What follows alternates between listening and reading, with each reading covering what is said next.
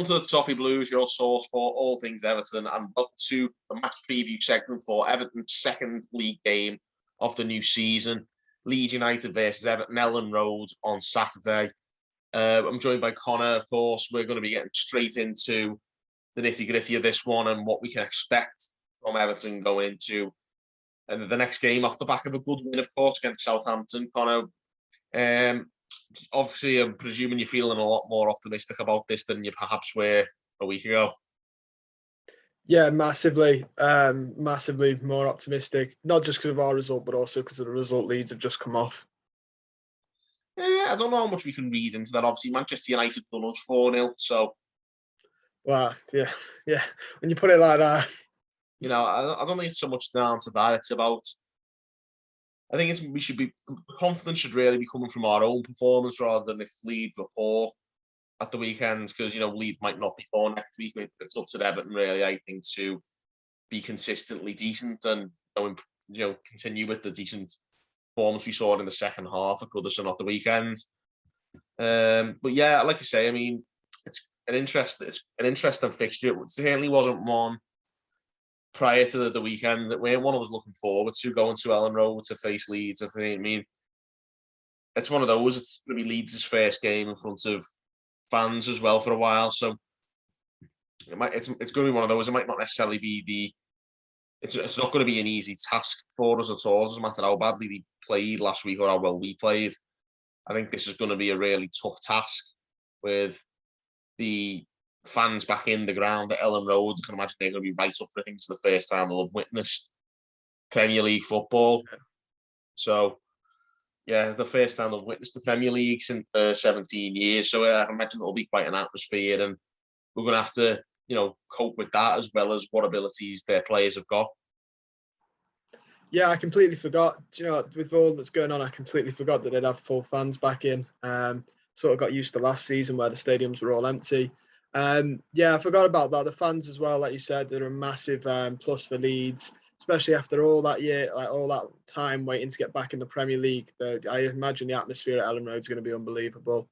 And like you said, it's down to, as much as, reading into the result or not, it is down to us and the players on the pitch as well to make sure they go out and get the result, regardless of what the other team has or hasn't done in the past 2 weeks. Yeah, I mean, obviously Leeds have... I don't know how much they've actually strengthened their team either. I know we haven't done much on the transfer front this window, but I mean, there wasn't much new in the way of new faces in the Leeds squad either at the weekend. And, Bielsa likes to stick to what he knows, and he's working with quite a small squad. Can you see much change in terms of their personnel? Maybe if they signed any players in time between the last game and now, because it's one of them. I think they've been quite quiet as of we. I can't imagine they're gonna. I can't see them signing anyone since then. I know that they brought that Junior Firpo in, I think he got pretty much the second half at United. But other than that, I can't. I think maybe Jack Harrison might be a permanent now, but he was there last season, so it's not like they're adding to the squad. They've just made someone a permanent. The one thing I do think we'll see in terms of difference in the 11 is I think Calvin Phillips, if he's fit enough, because he was on the bench, will probably end up back in the first team, the starting 11, which might be a bit of a problem because obviously he's quite a tenacious midfielder, and we were on about our midfield having a bit of bite, and he adds that to Leeds. He certainly adds that bit of bite in their midfield. Yeah, and like you say, I think our midfield, depending on who plays, is not necessarily the most workmanlike. I think Decore is, I think Alan on a good day is, but Alan on a bad day, it doesn't bear thinking about. Again, Tom Davis the same, goes on a good day, very bad on a bad day. And then, of course, Gomez is, it's like running in treacle. So we really can't be having that against Leeds. Like, they'll make mincemeat of us. No, I agree. I think it'll come down to both teams, to be fair. I think it'll come down to who's going to outwork the other. And like you said, midfield's a massive part of that. Yeah, I'm not too confident about us outrunning Leeds. Leeds outrun everybody. I mean, it's about, for us, it's about being clever tactically as well.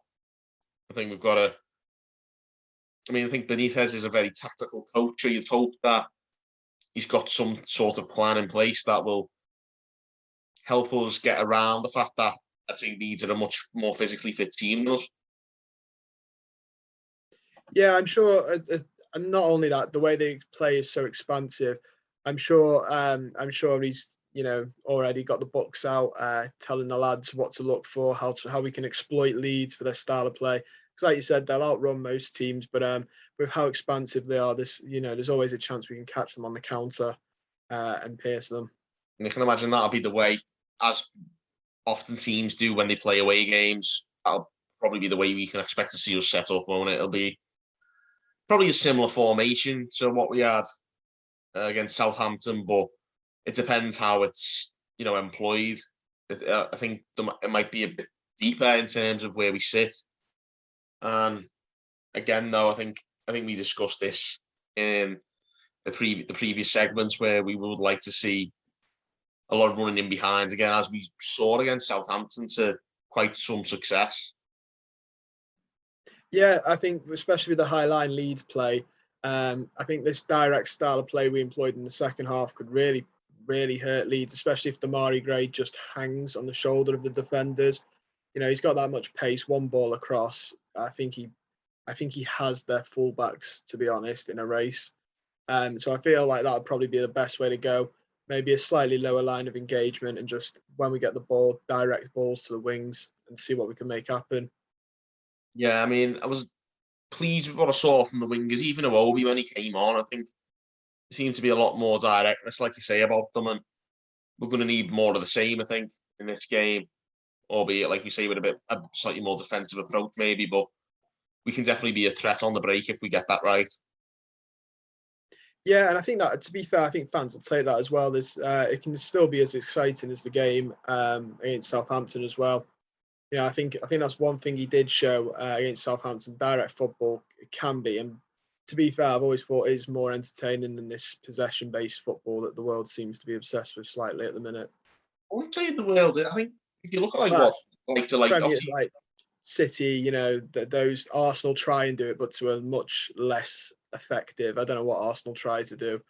Well, I know what they try and do. I don't know what they implement. It's a lot of possession and no yeah, goals. yeah, very simple. We saw a lot of it ourselves on the likes of Martinez, Marco Silva as well. But I'm definitely of the idea that aggressive football is always going to be. We spoke about this as well in the previous segments, that the DNA of Everton is to be combative, aggressive. The fans will stand up and applaud hard work and performances, especially if you're, of course, like when the results are delivered. Yeah. Well, yeah, exactly. And there's one thing about our fans. We just want someone who works hard, who you can see works hard. Gareth Barry being one of them is absolutely adored because he just worked hard. It's always, I think that's the bare minimum most fans ask for, but we really do appreciate when you can tell we've got players who work and are aggressive. Well, that's how it is, isn't it? We want to. Everyone wants to see the players who wear the shirt of their club work hard, and too often, especially here, we haven't really seen that in recent years. Certainly, like the combative midfielders that we've come to love at the club over the years, and we just haven't had that for a long time. I think Decore coming in last year was an improvement on that. Alan as well, probably, but you look at prior to that season before, and when Ancelotti first took over, that was such a wretched midfield, and it's good to see us slowly moving away from that. But there's still work to be done in that position, as well as a few others as well. But yeah, fullbacks, I think we still need to strengthen. I think that's good. I think that will be something that I'd like to think will happen before the deadline. But in terms of what we have got to work with for this game, personnel-wise, who can you see playing? Any changes from the starting 11 on Saturday? I don't. I hope he stays with. I mean, I feel like I'm going to be harsh to say this. I personally would maybe drop Michael Keane. Not just because, but like after his mistake, I feel like he struggled to get his head sorted. But then I know there'll be people out there saying maybe dropping him is not the best way for him to get his head back. In terms of actually formation, I hope he sticks with the 4-4-2 instead of the 4-2-3-1. I like Damari Gray a lot more out than, as a number 10 behind the striker. I like him a lot more when he's out on the wide wings and Richarlison up front. So I hope we stick with a 4-4-2 formation. Maybe Michael Keane, but I feel really harsh saying that. I mean, personally, I think given the profile of the player, I'd be more inclined to drop Mason Holgate in favour of Godfrey. I think we saw Holgate and Godfrey play as a back two once last season. I think it was a pretty disastrous. It might have been the Fulham game. I'm not sure which one it was, but I think I remember Holgate and Godfrey playing once as a partnership, and it wasn't a good thing to see. If I remember rightly, it was a pretty poor display all round. So I think Godfrey on one of the sort of more old-fashioned centre backs, either Keane or Yerry Mina if he's fully fit. I'd have, even if we had to swap it to Mina and Godfrey, and I mean it's not ideal to swap two centre backs at the same time for the purpose of consistency, but I would say Mina and Godfrey are our best centre back partnership when fully fit. Yeah, I'd agree. I'd like to see that as well. I think they complement each other as well, because I'm going to say Godfrey seems a lot. I don't know the stats of his sprints, but he looks a lot faster than Mason Holgate as well. He can do the leg running for Yerry Mina, who again, I don't know the stats of it, but I don't perceive as a fast player. He's more of, like you said, your traditional aerial dominance type player. So I'd rather go with those two. I think they complement each other very nicely. Yeah, I think Michael Keane and Yerry Mina are quite similar as players. Keane's not quite as tall, but he is quite powerful.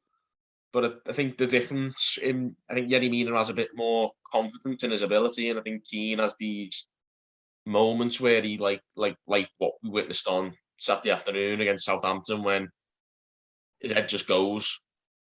I don't think Mina, of course, struggles for fitness a lot more than Keane does. I think he has a lot more injuries in him. I think were it not for that, I think Mina would be head and shoulders above Keane in the pecking order. But like we say, I think Yerry Mina, the only downside to him, we can't really trust his fitness record. And that'll be his downfall, I think, as an Everton player in the long run if, he can't stay fit for a long period of time.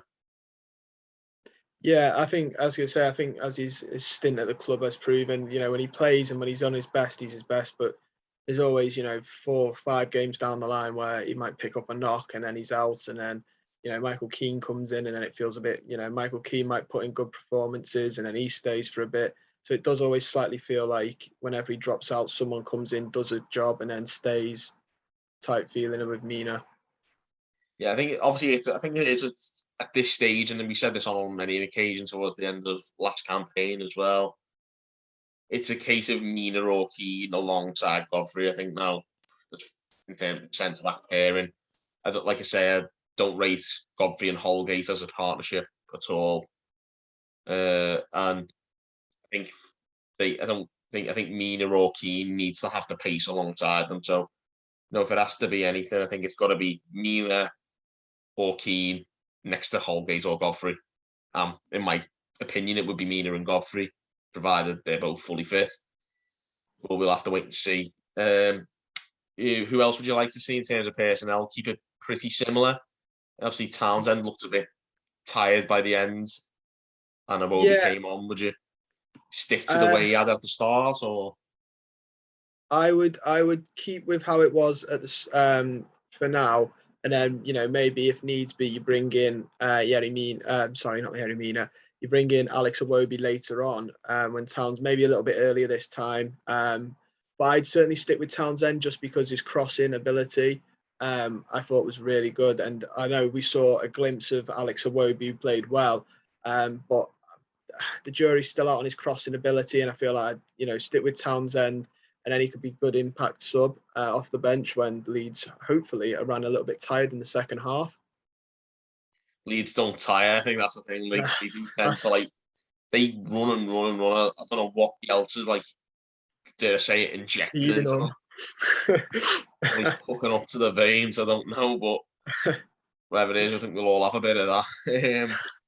But yeah, I think that I did like the 4-4-2 setup of the second half last week, and I think if we employed that, it's a very attack-minded formation against the midfield who throw the weight around. So it might be a case of going for the number 10, but like you say, I think Gray's better used on the wing. Yeah, yes, I certainly think that might be where he's best. I mean, I guess if he really wanted to play the number 10 and say now Rodriguez isn't still available, he could push Gray out there, put Richarlison on the right and play Iwobi in his preferred position, supposedly. See how well that does. I've never seen him. He always seems to play better on the wing for us than in the middle. He's always been terrible in the middle. I think I've only ever seen him have one decent game, and it was against West Ham when Silva was in charge when he was through the middle. I think that was the only time I've ever seen him have a decent game in that 10 role. Never, since then, and we're talking nearly 2 years ago now. We haven't really seen him do anything in the number 10. So you can bang on about preferred positions, but he's clearly been more effective as a winger. Exactly. I think he's a lot more effective as well. And I wouldn't say he's that effective even then, to be honest with you. But it was certainly one of his better performances when he came on at the weekend. If he can lift his level to that a bit more consistently, you might get a decent performances out of him this season. But even then, the jury's safe to say very much out on Iwobi. Well, it's the lads seem to rate him. I don't know if you saw it, but he was voted most skillful player by, I'd say, 80% of the squad. It was either him or Demarai Gray, but he trumped Demarai Gray by a lot. A lot of the lads reckon he's the most skillful player at Everton, and he just does mad stuff. I can't remember which one it was. One of the lads said it and then went in training, and I was like, Yeah, no, I don't doubt that at all. I think he is one of the most technically gifted players we've got, but he just lacks the football brain to do it in game. Yeah, which is a shame because if he could nail that, we could see some player. For me, I see Alex Iwobi's he's basically like a slower version of his Adama Traore. I think it's a very similar. The running down the blind alleys, he's strong and quick, very skillful as well, but just I think the brain isn't there to translate that into output on the pitch. Yeah, the end product could be something to be desired. It certainly is, and he's only scored 3 times I think since he signed, 2 years ago now. So for a winger, that's a terrible return, isn't it? Yeah, and he's had games. It's not like we don't play him. He's had games. Yeah, he got his fair share of games, and to not deliver, we paid good money for him, and you'd want to be getting certainly more than averaging 1.5 goals a season. Jeez, that is awful. Terrible, isn't it? But yeah, I think he did play well. So you never know. We might see a slightly better Iwobi this season, and fingers crossed we do, because it's about time we got a return on that investment. As far as the midfield, we talk about the Leeds midfielders. They're always up for a fight. The hard runners. It'd have to be Doucouré and Allen as the pivot, wouldn't it? I mean, no one else is really, unless it's a 3-man midfield. I can't see anything else other than that. No, yeah, I'm the same. I don't see anything else other than that. And to be fair, when you look at our bench against Southampton, the only other 2 midfielders were Fabian Delph and Tom Davis. And in that case, I'd rather Tom Davis.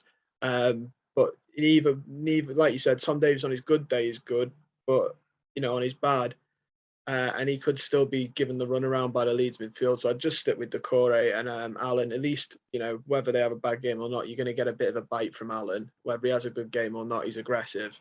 So I'd stick with him. And Doucouré's he's fantastic. I mean, I don't know how else you describe him other than fantastic, especially in the last game. Yeah, I've been a big fan of Doucouré, like I say, for a long time.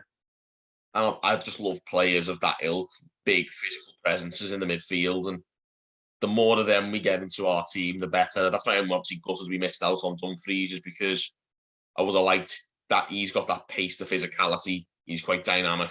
He gets up and down the pitch. I think we need so many more of those in our team. I think, like I say, Doucouré and Allen coming in last year helped improve the midfield. Gray coming in this year is a bit quicker than what we already had. I think we need to start increasing the average sort of sprint speed in this squad because it was so slow, and it still is not really quick enough. Like, we improved, but I still think we can improve more, and more pace is needed. So, we'll have to wait and see who we bring in for that. But I still would like to see more pace, especially when you come up against the likes of a Leeds. I think that would be the best thing for us, to have these quick players who can combat sort of quick dynamic players they've got. And then it all comes down to the ability, in which I think we are just about.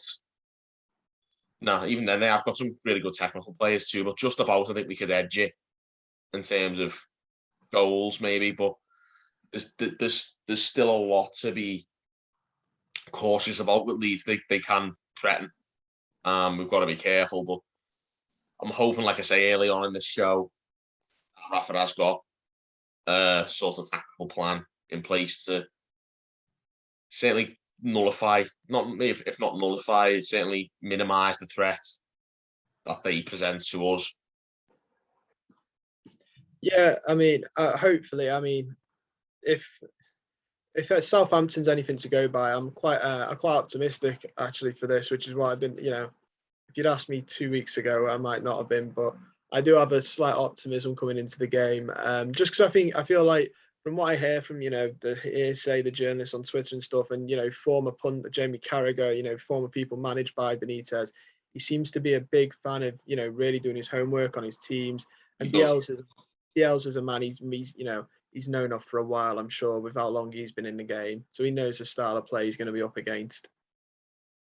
Oh, I don't doubt that at all. It's to see when the 11 players of each side go out on the pitch, you just want to make sure you don't get overrun by his team of absolute grafters. And Yeah. I think that's it. If we can, we'll just hold tight, and I think it's going to be, a lot of this game is going to be much more so that I think than Southampton, given that we're also at their ground in front of their returning fans. I think it's going to be a game where, if we're to get the result we're after, we're going to have to frustrate the hell out of them. And I'm all for that. But that's what Benitez has got to have in mind, and it's up to the players to execute a plan like that. They did a good job of doing this under Ancelotti last season, and I think we might need something along those lines again. It might not be pretty, but hopefully it gets us a decent result.